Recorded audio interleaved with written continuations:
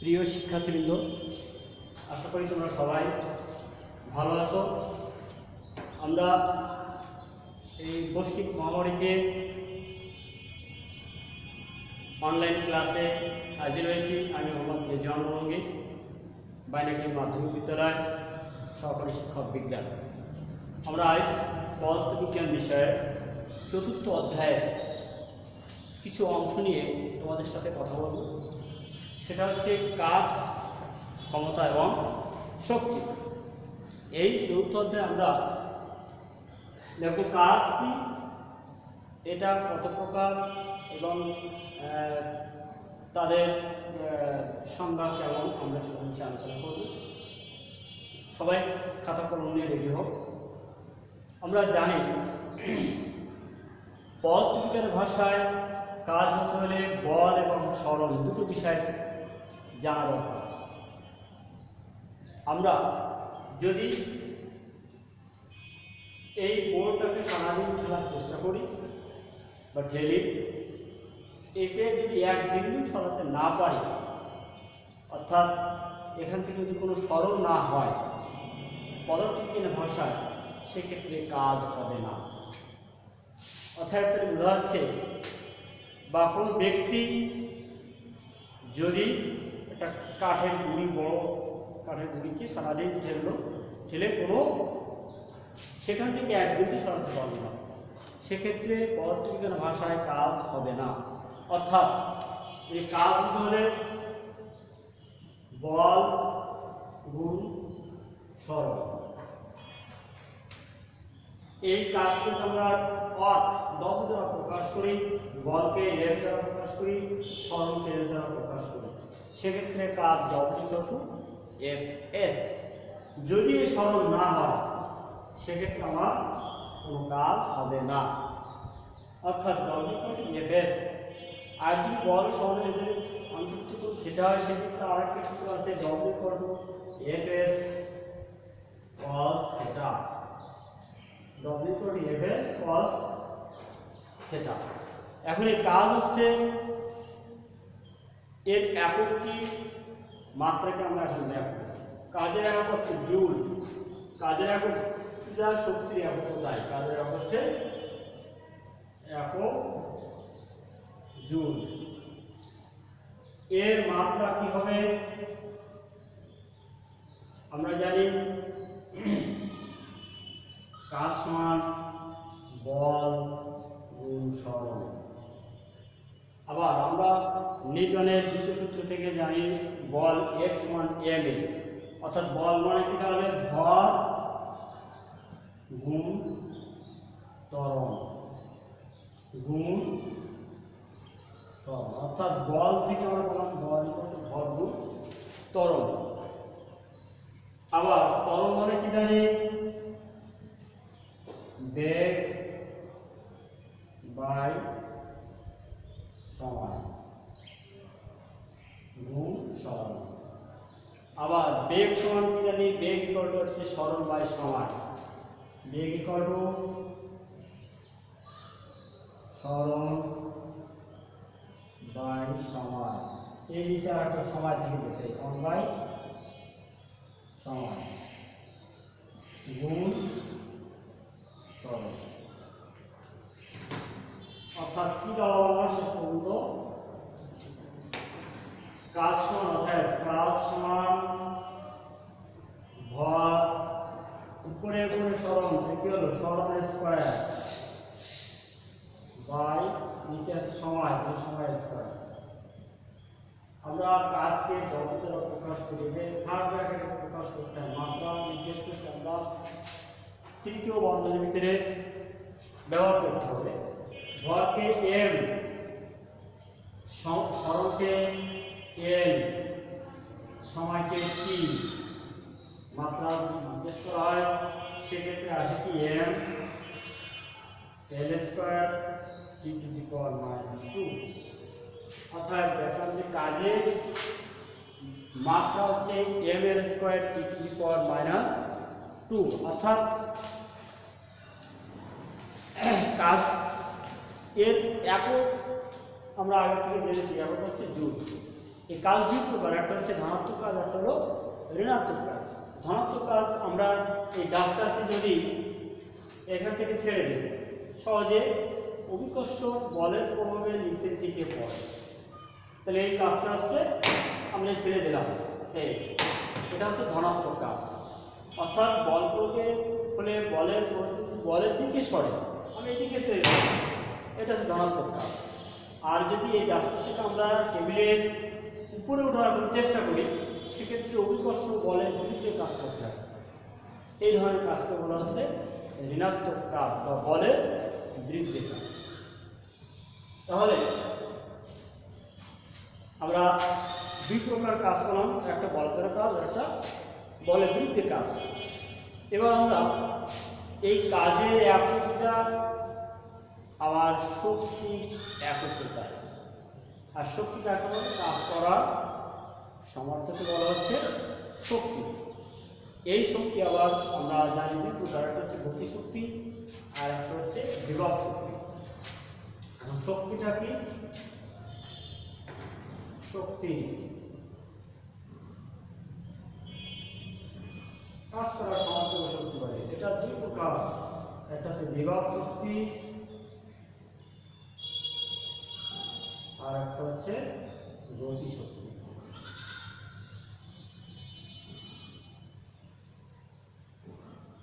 বিভব শক্তিটা হচ্ছে স্বাভাবিক অবস্থান বা অবস্থা থেকে পরিবর্তন করে কোনো বস্তুকে অন্য কোনো অবস্থায় আনতে যে পরিমাণ কাজ করতে হয় সেটা হচ্ছে বিভব শক্তি। স্বাভাবিক অবস্থান বা অবস্থাকে পরিবর্তন করে কোনো বস্তুকে অন্য কোনো অবস্থায় আনতে কাজ, যে কোনো কাজ সম্পন্ন করতে সেটা হচ্ছে বিভব শক্তি। ধরা যাক একটা বিভব রাশিমানের আমাদেরকে বিভব শক্তির গাণিতিক রূপ।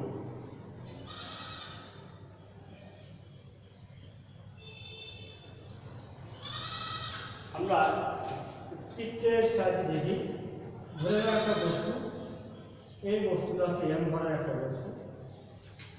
এই বস্তুটিকে আমরা এই চিত্রটায় আমরা মনে করি একটা বস্তু, এই অভিকর্ষ বলের কিন্তু আমরা এই চিত্রটায় বলা, সেক্ষেত্রে বিভব শক্তি হচ্ছে, বিভব শক্তিকে আমরা ই সাপেক্স টি অর্থাৎ পটেনশিয়াল এনার্জি, পটেনশিয়াল এনার্জি এটা হবে বস্তুর ভর গুণ অভিকর্ষ ত্বরণ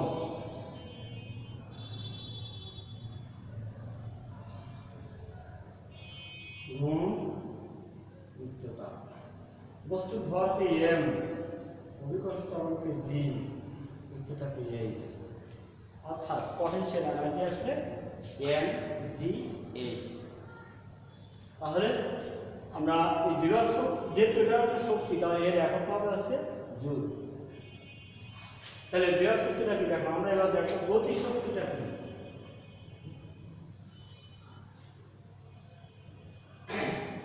গতি শক্তি গাণিতিক রূপ। এখন গতি শক্তিটা কি জিনিস? গতি শক্তি হচ্ছে বস্তু গতির জন্য যে শক্তি অর্জন করে, অর্থাৎ গতির জন্য যে শক্তি হয় সেটা হচ্ছে গতি শক্তি। আমরা গতি শক্তি use kinds of energy, E suffix কে দ্বারা প্রকাশ করা হয়।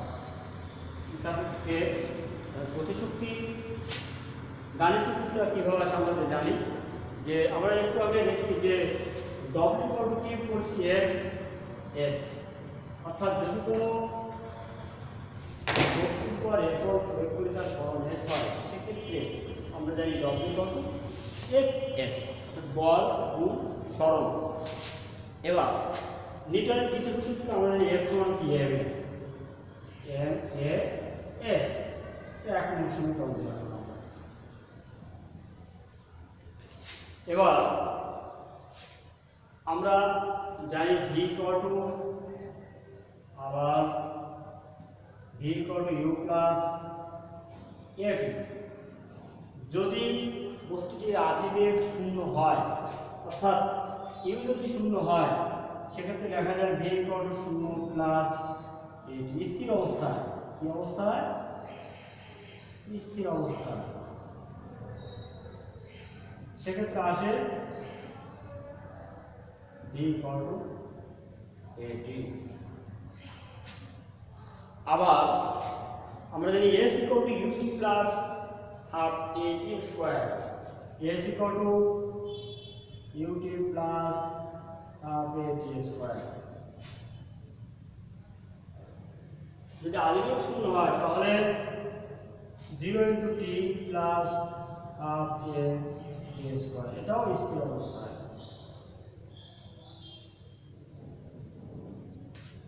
আসলে কি হাফ এ স্কোয়ার। এখন এই মানটা আমি যদি এই 1 নং সমীকরণে বসাই তো 1 নং থেকে পাই কি পাই? w equal two m a into s এর পরিবর্তে লিখব হাফ a স্কয়ার। এটা আমরা যদি 2 সমীকরণ দিই, এটা যদি 3 সমীকরণ দিই তাহলে এটা পাইছে কোথা থেকে? 3 নং হতে।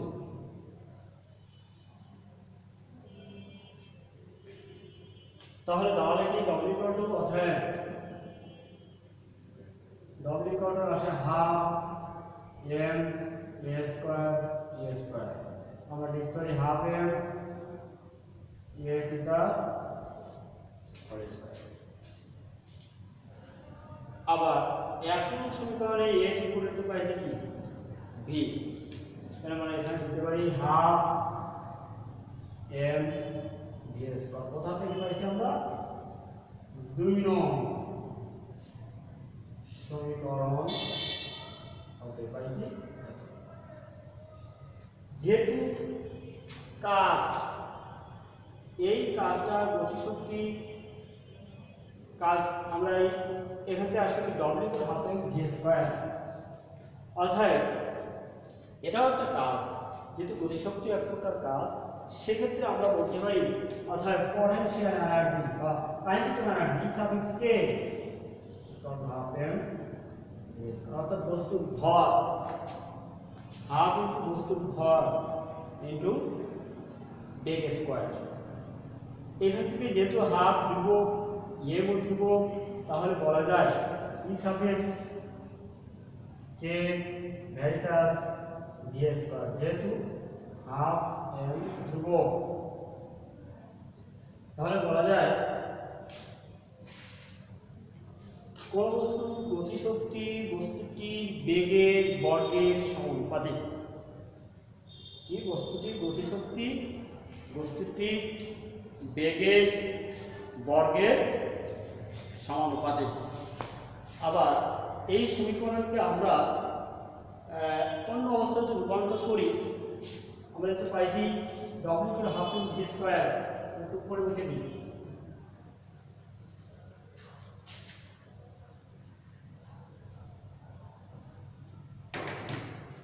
আমরা গতির সমীকরণ থেকে আমরা আমাদের V square equal to V square plus 2as, এই সমীকরণে যদি আমরা y কে হাফ এম দ্বারা গুণ করি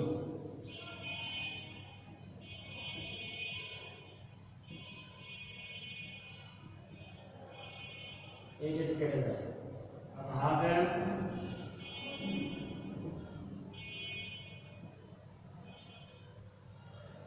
half m b square equal এটা দেয়া যায় আর half m b square half m b square plus m a s আমরা একটু আগে পাইছিলাম এটা কি কাজ, তাহলে বলা যায় হাফ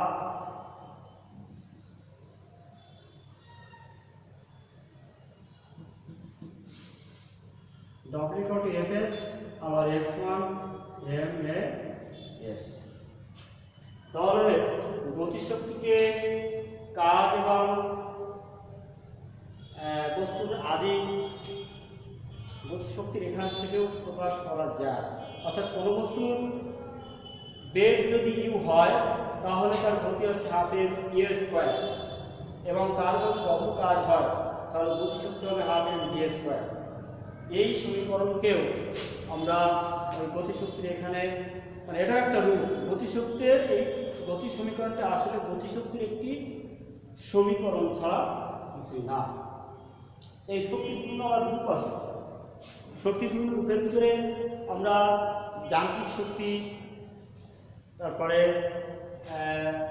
সৌরশক্তি, বিদ্যুৎ শক্তি, আলোক শক্তি, তাপ শক্তি, রাসায়নিক শক্তি, বিভিন্ন প্রকারের শক্তির রূপ আছে। আমরা এখান থেকে যদি কোনো গাণিতিক সমস্যা দেখে সেক্ষেত্রে ব্যাপারটি আছে। তারপরে একটা অঙ্কের মাধ্যমে যদি 10 কেজি ভরের একটি বস্তুর পর সমস্যা দেখি,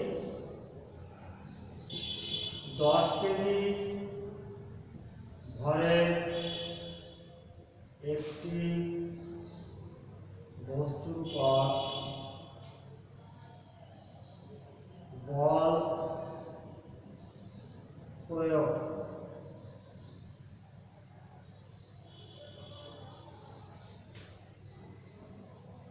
দশ কেজি ভরের একটি বস্তুর পর 20 নিউটন বল প্রয়োগ করলে কত কাজ সম্পন্ন হবে। আমরা পদার্থবিজ্ঞানে দেখি এখানে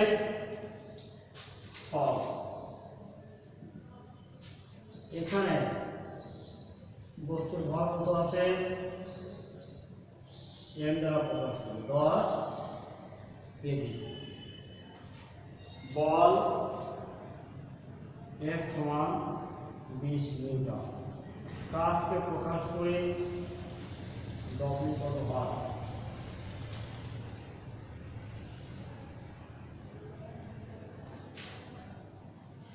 আমরা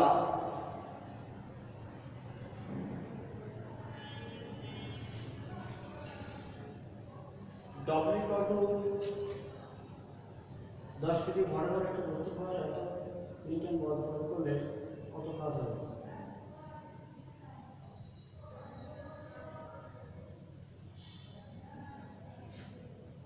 সূত্রটাকে আমরা যদি একটু অন্যভাবে যাই,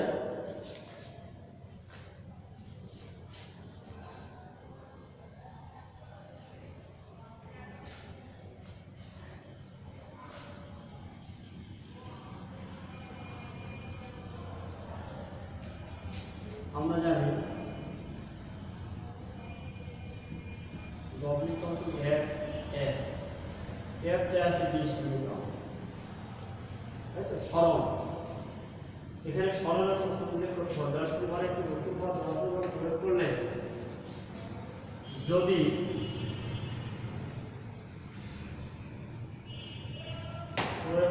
যদি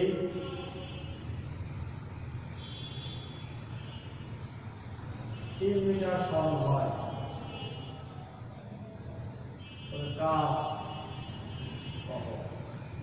এখানে আপনি দেখেছি সরণ S সমান দেওয়া আছে 3 মিটার। এখানে সরণ আমরা একটা পরে দিলেও সমস্যা নাই, সরণ আছে 3, 3 গুণি 60, এক হচ্ছে জুল, কাজের এক হচ্ছে জুল। আমরা এইভাবে অঙ্ক করতে পারি। তোমরা বাড়িতে এই ধরনের যে অঙ্ক আছে প্র্যাকটিস করে, তোমাদের বইয়ে দেখবা 104 পৃষ্ঠা, এখানে অনেক অঙ্ক আছে। বা এই অঙ্কটা যদি গতিশক্তি কত, বা এই ধরনের অঙ্ক বলতে পারে যে বিভব শক্তি কত, বা সবচেয়ে অঙ্কটা যদি বিভব শক্তি চাইতে কাজ হিসাবে যদি এখানে বলা হতো বিভব শক্তি কত, সেক্ষেত্রে আমরা বিভব শক্তি সূত্র কি আছে, আজকে করলাম এটি সমান mgh। এইটা সরণ, আমরা এখানে h এর পরিবর্তে যেহেতু s দিছি mgh দিতে পারি। m এর মান আছে 10, g অভিকর্ষ ত্বরণ,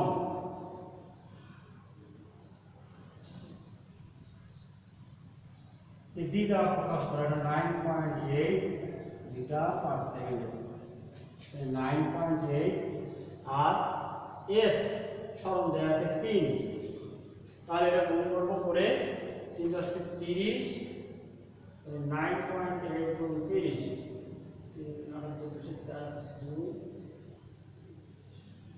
সেটা কি 294। যেহেতু শক্তি এটাও কি হবে, এই বস্তু দেওয়ার শক্তি আছে 294। তোমরা এইভাবে এই অধ্যায়ের অঙ্কগুলো করার চেষ্টা করবে। আজ সবাইকে ধন্যবাদ। আর সবাই এই করোনা পরিস্থিতিতে বাড়িতে বসে অনলাইনে যে ক্লাসগুলো হয় আমাদের তোমরা প্রত্যেকে ফলো করবে। আর মোটামুটিভাবে বাড়ি থেকে বসে তোমরা চেষ্টা করবে এই জাতীয় অঙ্কগুলো আরও সুন্দরভাবে করা। সকলকে ধন্যবাদ। আল্লাহ হাফেজ।